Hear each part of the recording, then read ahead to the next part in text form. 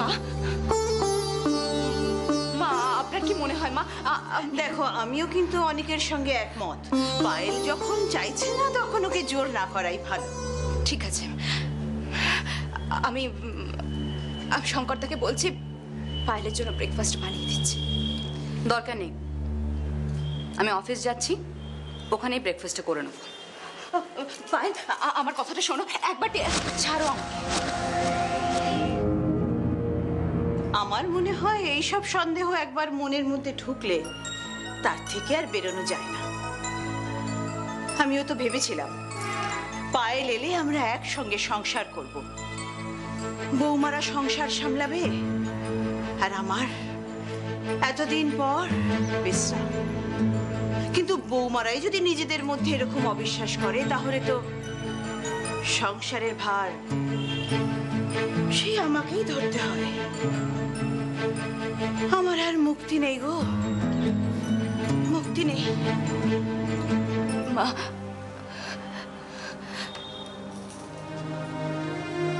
পলাশ আমাকে বলেছে যে ও নাকি আমাকে একটুও বিশ্বাস করে না। ও, এই কথা। দেখ, একজন আরেকজনকে রাগের মাথায় কত কথা বলে, তাই নিয়ে মন খারাপ করতে আছে? আমি তো তোর বাবার সঙ্গে কত রাগারাগি করি, কথা কাটাকাটি করি, কত কথা বলি, কিন্তু সেসব কি মনে রাখি নাকি? কিন্তু তোমরা কি কেউ কখনো একজন অন্যজনের বিশ্বাস নিয়ে প্রশ্ন তুলেছ মা? কাবেরী, তোর এই একটা মুশকিল, অল্পতেই না বড় বেশি ভেবে ফেলিস।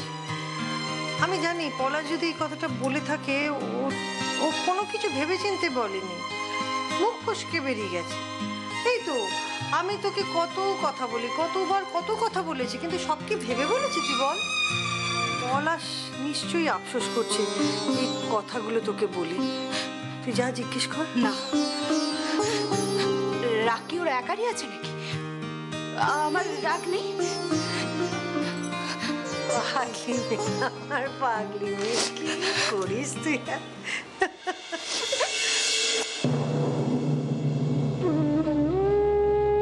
আমি আর এই বাড়িতে থাকবো না দিয়া। ঋষি এলেই আমি ঋষিকে বলবো আমাকে নিয়ে অন্য কোথাও চলে যেতে। এই বাড়িতে আমি আর থাকবো না। কি পাগলামি হচ্ছে? হ্যাঁ, নিজের বাড়ি ছেড়ে কেউ কখনো চলে যায়? তুমি তোমার নিজের বাড়ি ছেড়ে চলে যাবে? হ্যাঁ যাবো, আমি যাবো দিয়া। কে আছে আমার এখানে?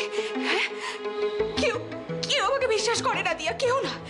পায়েলের সঙ্গে আমি যতদিন একসাথে থাকবো, পায়েল পায়েল এই ব্যাপারটা কোনোদিন ভুলতে পারবে না দিয়া। পায়েল সবসময় ভাববে আমি ওকে যে কোনো সময় খুন করতে পারি। না না, আমার বৌদি অত বোকা মেয়ে নয় অদিতি বৌদি, যথেষ্ট বুদ্ধিমতী মেয়ে। আসলে এই ঘটনায়ও এতটাই শকড যে ঠান্ডা মাথায় কিছু ভাবতেই পারছে না। তুমি দেখো, ও আসল সত্যিটা খুব তাড়াতাড়ি জেনে যাবে। আমরা কি করতাম মেজমা? পায়েল যদি আমাদের সন্দেহ করতো আমরা কি করতাম? আরে বাবা, পায়েল সবচেয়ে বেশি সন্দেহ করতো আমাকে, কিন্তু আমি তো ঘাবড়াইনি। মাথা ঠান্ডা করে কাজ করে গেছি, একদম মাথা ঠান্ডা। শোনো, পায়েল আর অদিতির ওপর তোমরা নজর রাখবে, আর ওদের দুজনের ঝগড়ার সুযোগ কখন নিতে হবে সেটা আমি বলে দেব। আমি গায়ত্রী গাঙ্গুলি, আমি বলবো। কোথায় যাচ্ছ দিদি?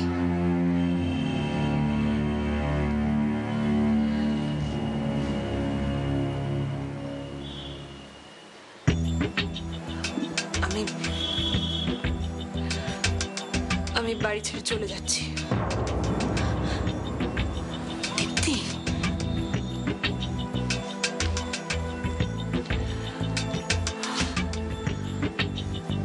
প্লাবনকে বলো যেন আমায় খোঁজার চেষ্টা না করে।